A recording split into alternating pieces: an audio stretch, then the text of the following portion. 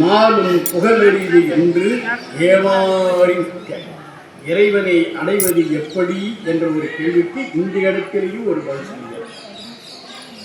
இந்த பிரம்மன் இருக்கிறான அவனுக்கு ஒரு தற்சிருப்பு உண்டு.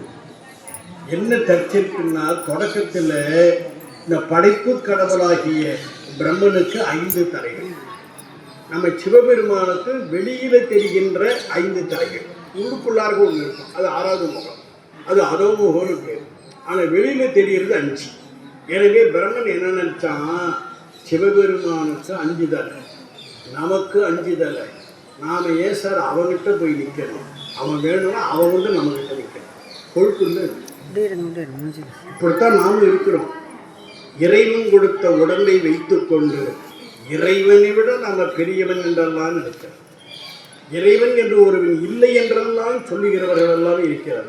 அவன் படைத்த உடம்பை கொண்டே அவனை பழிக்கின்றவர்கள் இருக்கிறார். இதான் தற்சிருக்கு.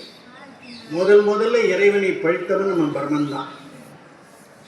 இறைவன் பார்த்தான், எனக்கு இருக்கிற 5 தலை மாதிரி உனக்கும் இருக்கிறதுனால தானே இவ்வளோ கொழுப்பு உனக்கு வருது அப்படின்னு நினச்சி ஒரு தலையை கிள்ளி விட்டான். ஒரு தலையை கிள்ளுன உடனே அவனுக்கு எத்தனை தலை ஆச்சு? 4 தலை. அதனால அவனுக்கு என்ன பேர்? 4முகன். அதுக்கு முன்னால் 5முகனாத்தான் இருந்தான். அப்படி கிள்ளுன பிறகு அடங்கணும் இல்லை, அடங்க மாட்டான். அதுதான் மனிதர்களுடைய நிலை. என்ன தண்டனை கிடைச்சாலும் திருந்துறது கிடையாது. ஆயுள் தண்டனை கொடுத்தாலும் இடையில கொஞ்சம் வெளியில வந்து மறுபடியும் ஒரு கொலை பண்ற. இதெல்லாம் நாட்டில் நடக்குது இல்லை, இதெல்லாம் பிரம்ம வம்சம்னு பேர். அப்போ இந்த பிரம்மன் இப்படி இருக்கிறான்.